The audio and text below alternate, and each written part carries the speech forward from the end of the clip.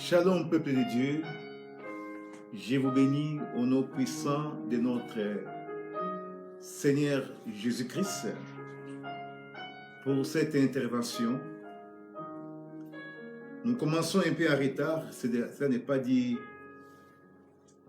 notre faute. Vous savez, je suis quelqu'un qui respecte les timings, mais des caprices du domaine technique nous ont un peu retardé. C'est pourquoi nous commençons un peu en retard. Donc veuillez recevoir mes excuses. Frères et sœurs, nous allons commencer par la prière.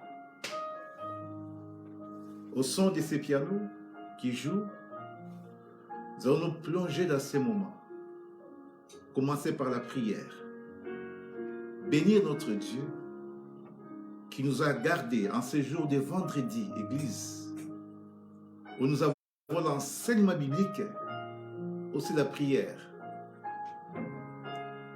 Nous sommes toujours dans cette dimension-là et dans cet élan-là, où nous allons prier. Nous nous souvenons en même temps qu'en ce moment, à l'Église, nous avons l'intercession et l'enseignement biblique. Mais voilà, Dieu en a décidé autrement. Et nous retrouvons dans ces confinements où Christ est avec nous. Malgré ces confinements, nous ne cesserons pas d'être chrétiens. Nous continuerons à prier, à méditer la parole de Dieu, à garder notre foi en Jésus-Christ jusqu'à son retour. Seigneur, merci. Nous te bénissons. Nous te disons merci parce que tu nous donnes l'occasion d'écouter ta parole, de méditer dans ta parole, afin de comprendre les temps, de nous attacher à toi, parce que ta parole est une lampe à mes pieds, lumière sur nos chemins. Ta parole est notre nourriture, car la Bible déclare dans Matthieu, l'homme ne vivra pas seulement du pain, de toute parole qui sort de la bouche de l'Éternel. Seigneur, merci pour ces moments. Merci où nous sommes confinés, où certains ont peur. Seigneur, enlève-nous la peur. Oui, nous respectons les consignes que les autorités nous ont données, Seigneur. Mais enlève-nous la peur et qu'au travers de ta parole, que tu puisses nous parler, que tu puisses nous interpeller, que nous puissions, Seigneur, discerner les temps, que nous puissions comprendre, Seigneur, tous ces événements qui arrivent, oh mon Dieu, mon roi. Pourquoi? Afin que nous puissions sonner les Écritures et que tu nous parles, que nous puissions comprendre ces temps, oh Dieu. Bénis mon frère, bénis ma sœur, oh Dieu, en ce moment, qui s'est connecté pour suivre cet enseignement. Au nom de Jésus-Christ, j'ai prie et je dis Amen. Oui, béni Dieu, vous qui me suivez en ce moment, vous qui appartenez à l'Église universelle de Jésus-Christ, que Dieu vous bénisse. Ce n'est pas seulement aux églises Elim que je m'adresse, aux Elim Gramont, parce que c'est sur les médias. Avec la nouvelle technologie, vous pouvez aussi me suivre, tous les bien-aimés, tous les chrétiens du monde, même ceux qui ne connaissent pas Jésus-Christ. C'est un moment aussi d'écouter cette parole. Seigneur, bénis ta parole. Au nom puissant de Jésus-Christ, je prie et je dis Amen. Frères et sœurs, je vais aborder un thème aujourd'hui. J'ai commencé déjà la fois passée avec un autre thème, la paix, l'évangélisation. Comme je disais, je ne vais pas donner en fait une certaine hauteur à ces virus et Corona, Covid-19. Non, je voulais quand même nous parler les uns des autres du retour de Christ. Parce que beaucoup se posent des questions. Nous nous posons des questions. Et ce n'est pas la fin du monde. Ce n'est pas les jours du Christ. Ce n'est pas l'enlèvement. Il n'y a pas très longtemps, mon fils Nathan me disait, papa, Ce n'est pas le retour du Christ maintenant.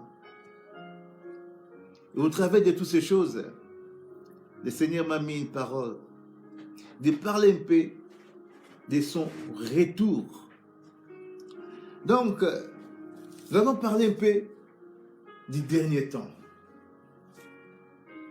Et quand nous parlons du dernier temps, c'est une série des événements qui vont se passer. En fait, ces mots, ces vocables, nous les prenons au pluriel pour expliquer un peu les différents événements qui vont se passer dans les derniers temps. Nous allons aussi définir c'est quoi les derniers temps. En fait, nous sommes dans la doctrine qu'on appelle l'eschatologie, la doctrine du dernier temps. Il y a un certain nombre d'événements, une série d'événements qui vont en fait se passer, auxquels nous vivons déjà. Donc, les derniers temps commencent déjà les jours de la Pentecôte, quand le Saint-Esprit est descendu. Depuis ces jours-là, jusqu'à maintenant, nous sommes dans les derniers temps. Actes chapitre 2, verset 17, nous dit ceci. Dans les derniers temps, je répandrai de mon esprit sur toutes les chairs. Vos fils et vos filles prophétiseront. Voilà, c'est cette définition biblique qui nous plonge dans une grande réflexion et méditation par rapport à la relation, par rapport à notre théologie avec notre Dieu. De comprendre que nous sommes dans les derniers temps. Donc, il y a une série d'événements, comme je disais, il y a la Pentecôte. Il y a aussi une institution, l'Église qui est là. Il y a le Saint-Esprit. Il y a les faux miracles. Il y a les faux prophètes. Il y a les faux Christ. Et après, nous rentrons vraiment en profondeur dans les derniers temps où nous pourrons parler de l'enlèvement, l'antéchrist, le jugement, le millénium et le feu éternel. Donc voilà en fait la définition du dernier temps. C'est-à-dire, Église, peuple de Dieu, bien-aimé dans le Seigneur, nous sommes déjà dans les derniers temps depuis Pentecôte. S'il faut en fait les chronométrer, c'est au 1er siècle, l'an 33, quand Christ monta. Et nous savons directement l'ascension, Pentecôte, qui commence. Et c'est depuis ces jours-là, frères et sœurs, que moi et toi, nous devons comprendre que nous sommes dans les derniers temps et que Christ revient bientôt. Christ revient bientôt. Ma question est de savoir, mon frère, est-ce que je suis prêt? Est-ce que tu es prêt? Laisse-moi te dire, si tu es prêt, il te prendra. Alors, comme je l'ai dit, nous sommes dans les derniers temps, dans cette doctrine que nous connaissons bien, que nous appelons l'eschatologie. La Bible dit ceci, vaut mieux la fin d'une chose que son commencement. Si tu entres dans un train et que tu partais à Bruxelles ou point Y, tu sais là où tu pars. Tu n'auras pas peur parce que tu sais que si c'est, en tout cas à Bruxelles, c'est à la gare du Nord que tu vas descendre et puis tu partais. Si c'est au Congo, donc tu es en fait, je ne sais pas moi, quelque part pour aller au grand marché, tu sais que tu rentres dans un taxi, c'est en fait au grand marché que tu vas descendre en ville. Tu n'as pas peur. Tu es sûr, tu sais là ou pas. C'est comme ça avec les... Nous devons savoir nous allons où. Malgré les événements qui vont se passer. Un chrétien qui sait là où il part. Un chrétien qui sait à qui il croit. Il n'a pas peur, même pas de la mort, parce qu'il sait que Christ revient bientôt. Il connaît en fait les finalités au pire des choses qui vont arriver et que l'éternité, il passera cette éternité avec son Dieu. Voilà en bref. Je vais parler en bref d'un livre assez important, Thessalonique, les livres des Thessaloniciens. C'est là en fait que je vais prendre mon texte pour l'aborder. En fait, c'est dans 2 Thessaloniciens chapitre 2, versets 1 à 11. Je vais lire la parole de Dieu dans 2 Thessaloniciens chapitre 2, versets 1 à 11. C'est dans ces versets que Christ va nous parler. Seigneur, bénis ta parole. Je lis au nom de Jésus-Christ. Au sujet de la venue de notre Seigneur Jésus-Christ et de notre rassemblement auprès de lui, nous vous les demandons, frères et sœurs, de ne vous laisser pas si facilement ébranler dans votre bon sens, ni troublés par une révélation, un message ou une lettre qu'on nous attribuerait et qui prétendrait que le jour du Seigneur serait déjà là. Que personne ne vous égare d'aucune façon, car ce jour n'arrivera pas avant qu'éclatent les grands rejets de Dieu.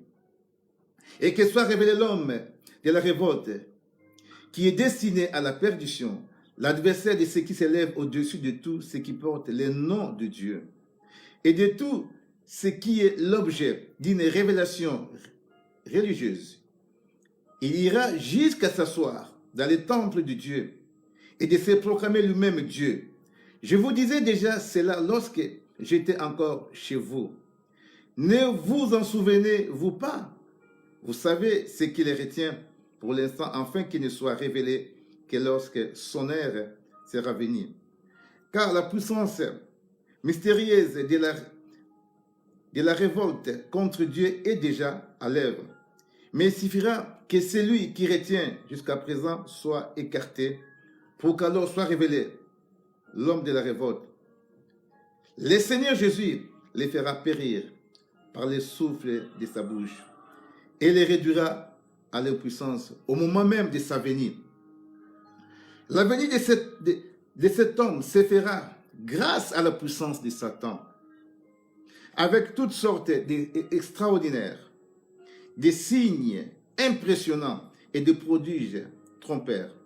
Il usera de toutes sortes de mal pour tromper ceux qui se perdent parce qu'ils sont restés fermés à l'amour de la vérité qui les aurait sauvés. Voilà pourquoi Dieu leur envoie une puissance d'égarement pour qui croient au mensonge.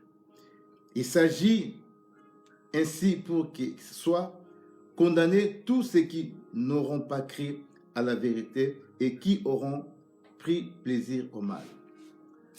Que Dieu bénisse sa parole. Alors, rapidement, un mot aussi les livres des Thessaloniques, comme je disais. C'est bien des fois de prendre les contextes pour comprendre les problèmes. Les livres des Thessaloniques, écrits en l'an 50, lors de son deuxième voyage missionnaire, l'apôtre Paul, il écrit à partir de Corinthe.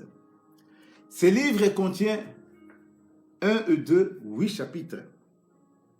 Et ce qui est étonnant dans ces livres, les thèmes basiques, c'est le retour du Christ et l'avènement de Jésus-Christ. Et voilà les problèmes qui étaient en Thessalonique. Paul y était déjà là-bas. Alors, il va écrire une lettre aux Thessaloniciens parce que Paul avait écouté des fausses doctrines qui circulaient à Thessalonique. Certains ont même arrêté de travailler.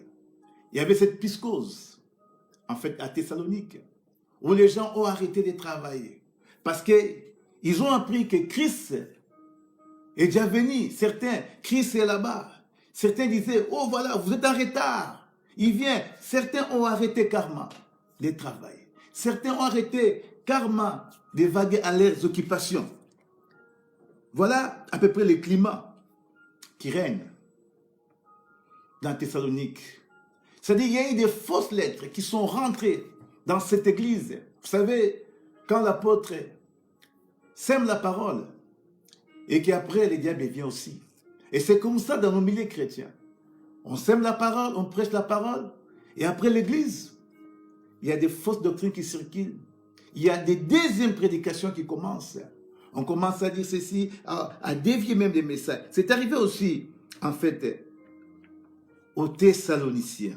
Thessalonique, cette ville qui se trouve en Grèce, en Europe donc.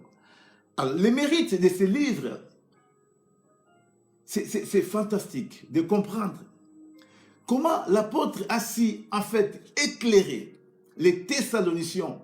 Les Thessaloniciens a fait une différence entre les jours du Seigneur et l'enlèvement. Parce que c'est ça le problème qui régnait là-bas. Il y a eu des confusions, des fausses doctrines qui sont entrées dans cette ville. Frères et sœurs, aujourd'hui aussi nous sommes en train de vivre Je disais, Nathan m'a dit, papa, ce n'est pas la fin du monde aujourd'hui. Voilà, non, j'ai dit non, ce n'est pas encore. Et l'apôtre va commencer de façon claire. Le mérite de ce livre des Thessaloniciens, c'est de voir comment l'apôtre explique clairement, extrapole les choses d'une façon, je vais dire simple, avec la puissance du Saint-Esprit. Avec le Saint-Esprit, il rend les choses faciles. Et les Thessaloniciens ont compris. C'est comme aujourd'hui, nous avons appris que Christ vient. Certains ont donné la date. Et toutes ces dates, ces années sont passées. Et nous sommes là et Christ n'est pas encore venu. Certainement, il y a des signes que la Bible nous montre clairement. Grâce à ce livre des Thessaloniciens, nous pouvons comprendre clairement et faire une différence entre l'enlèvement et le séjour, les retours, les jours du Christ, les jours du Seigneur, c'est-à-dire son retour. Voilà comment l'apôtre commence déjà à expliquer. Je serai moi dans les textes. Et ce sera amené par le Saint-Esprit de comprendre comment les choses doivent être claires. Au verset 1 déjà, l'apôtre s'attaque déjà aux détracteurs. Il s'attaque déjà à ces fausses doctrines qui circulent en Thessalonique, soit disant que Christ était déjà... Voilà, il dit ceci, au sujet de la venue de notre Seigneur Jésus-Christ et de notre rassemblement. Le mot rassemblement ici veut dire, c'est-à-dire la rencontre avec Christ dans les airs. C'est l'enlèvement, veut dire, c'est cette rencontre quand Christ reviendra. Et là, je vais prendre le texte 1 Thessaloniciens chapitre 4, verset 3, verset 14 à 17, qui nous dit ceci. Quand la trompette sonnera, là, d'abord, les morts en Christ vont ressusciter les premiers.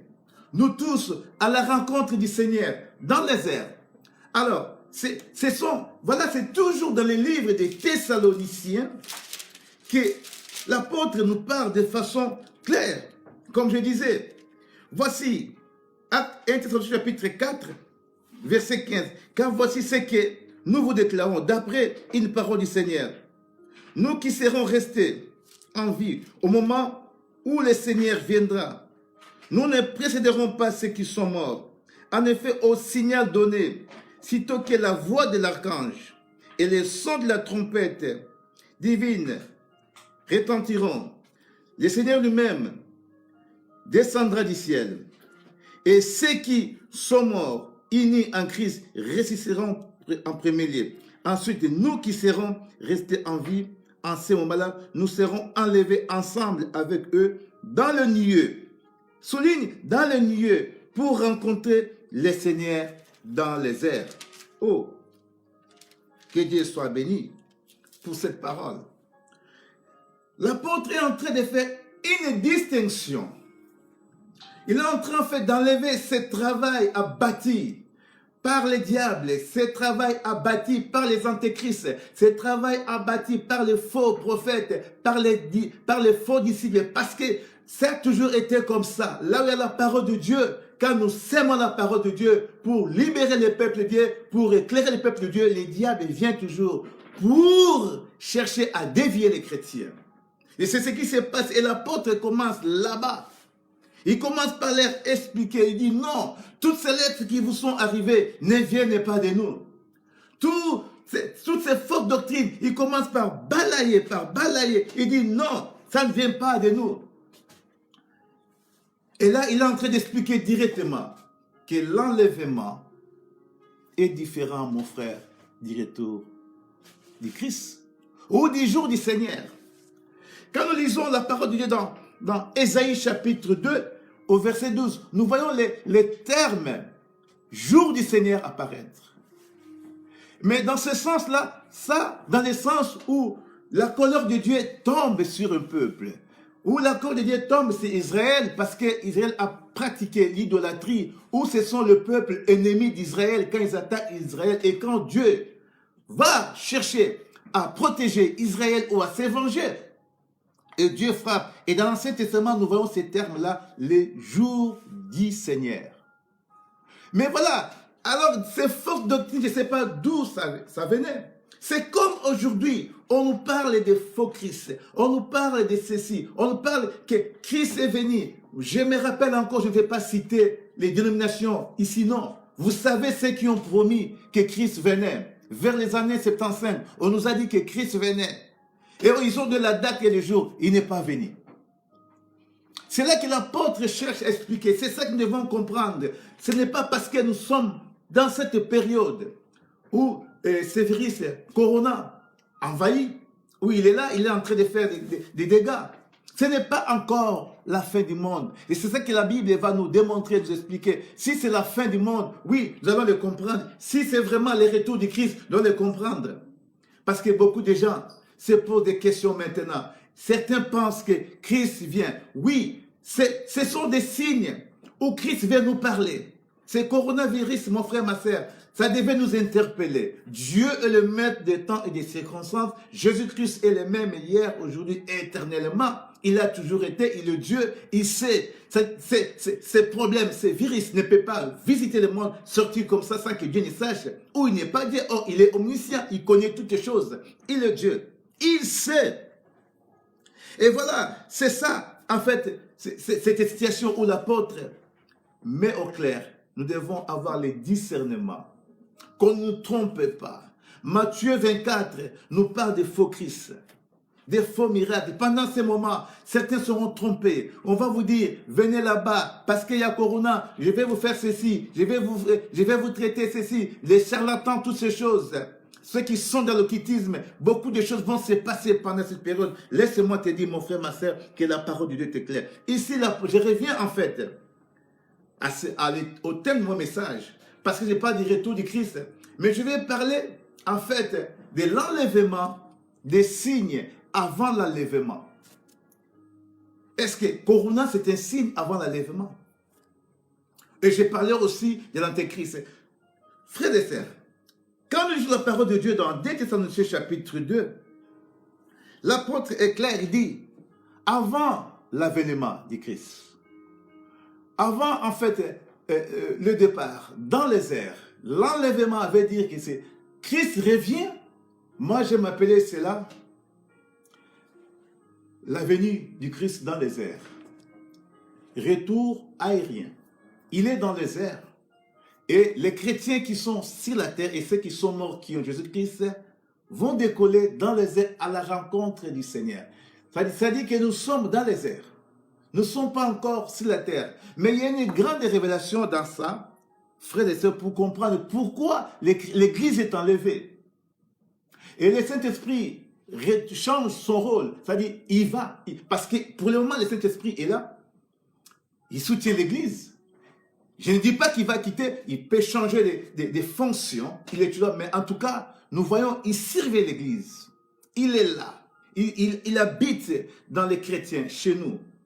Et quand la trompette sonne, d'abord les morts en Christ ressuscitent. Pourquoi? Parce qu'ils ne sont pas morts, ils dorment, ils ont le Saint-Esprit, ils vont écouter la trompette. Mon frère, ma soeur, est-ce que tu écoutes la trompette? Est-ce que tu écoutes la parole de Dieu? Quand on nous prêche, ce n'est pas ces moments, parce qu'il y a Corona, que nous allons commencer à chercher, à prier, à chercher Dieu, à faire des jeûnes.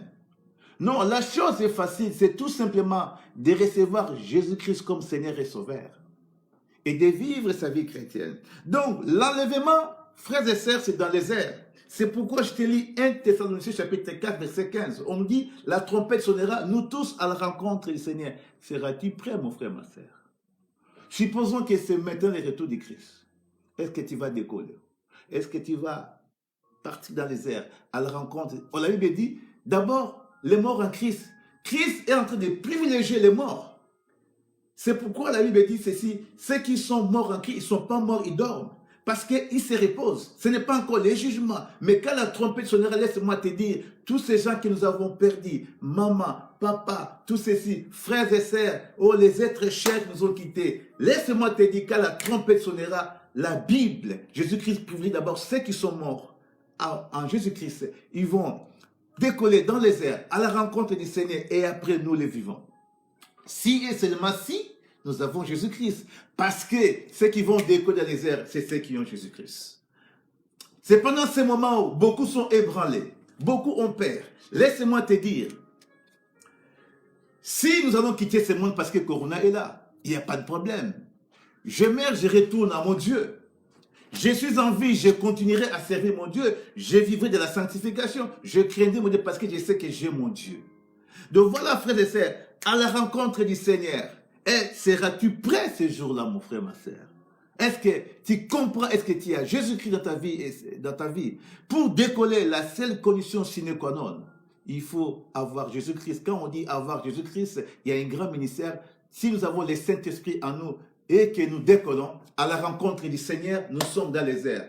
Voilà pourquoi nous décollons. Pourquoi la rencontre du Seigneur? Pourquoi? Parce que après l'enlèvement, il y a une période. C'est pourquoi les signes majeurs avant l'enlèvement, frères et sœurs, c'est l'apostasie, l'abandon de la foi. Ce que nous sommes en train de voir, il n'y a plus de cours de religion. On en sait, les gens se retournent dans l'occultisme, les gens ne sont plus dans l'église, les églises sont vides, la foi on l'a abandonnée, l'immoralité, toutes ces choses. Parce que après ça, après l'enlèvement, viendra un temps de tribulation. C'est-à-dire, l'Antéchrist ne viendra pas avant l'enlèvement. Donc, quand nous lisons la parole de Dieu, dans l'Apocalypse, le fameux chiffre 666 qu'on nous parle, non, ça, ce n'est pas pour les chrétiens. Les chrétiens seront déjà enlevés dans les airs. L'enlèvement, c'est pour que tu échappes, en fait, à ces phénomènes, que tu échappes aux marques de la bête. Les 666. Les gens sont aujourd'hui frères et sœurs. Qu'il n'y ait pas beaucoup de gens pour enseigner la parole de Dieu. Il faut demander à Dieu la grâce pour transmettre la saine doctrine. Parce qu'aujourd'hui, à écouter les gens, c'est comme si, quand la bête viendra, et quand les chrétiens ne pourront pas avoir cette marque 666. Ce n'est pas pour nous. Ce n'est pas pour nous. Nous serons déjà enlevés. C'est pourquoi, mon frère, ma sœur, tu dois être enlevé. Tu dois croire à l'enlèvement une fois que tu es enlevé dans les airs. C'est pour échapper, en fait, à l'Antéchrist, aux marques de la bête. Cette marque qu'on nous parle dans le livre d'Apocalypse, chapitre 13, si je pourrais lire ça rapidement, on nous fera du bien. Écoutez ce que la parole dit dans Apocalypse, chapitre 13. Elle amena les gens du peuple et des grands personnages, riches et pauvres, hommes libres et esclaves, à se faire marquer d'un signe sur la main droite et sur le front.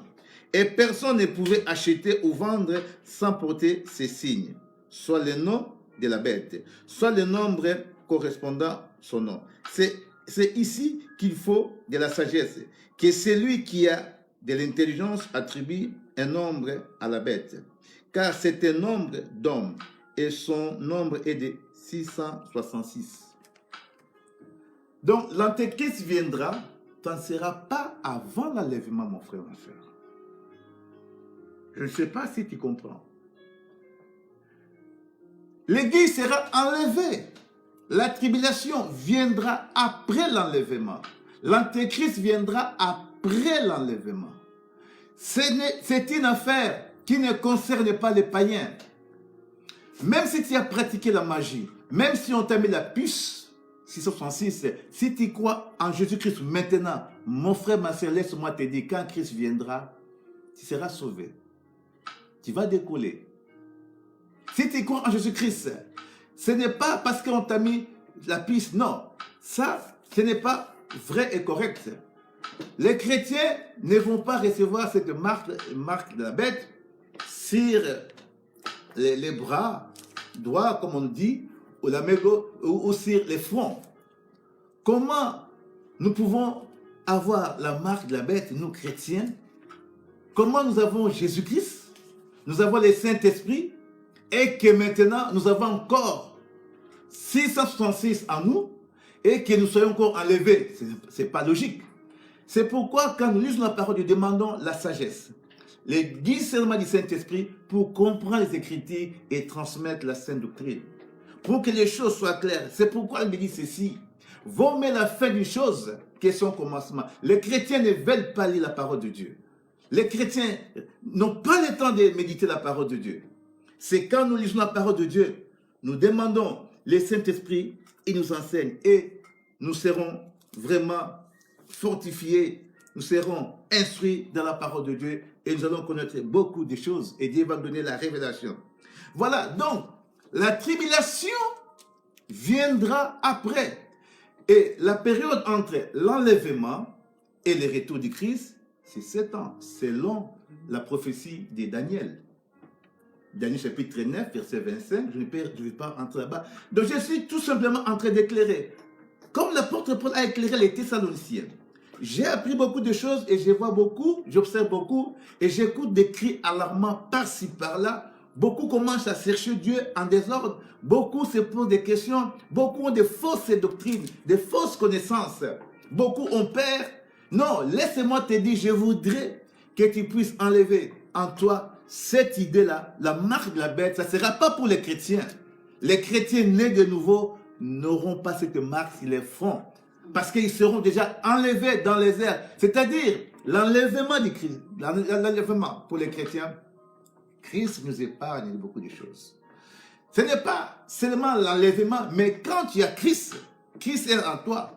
C'est-à-dire, ton esprit est déjà connecté en Jésus-Christ. Tu échappes à plusieurs choses. Tu échappes à l'impudicité. Tu échappes à la sorcellerie. Tu échappes aux bêtises. Tu échappes à la mondanité. Tu échappes aux pratiques bizarres. Tu échappes aux plans sataniques démoniaques. Tu échappes dans plusieurs champs, dans plusieurs choses que le diable t'a proposées.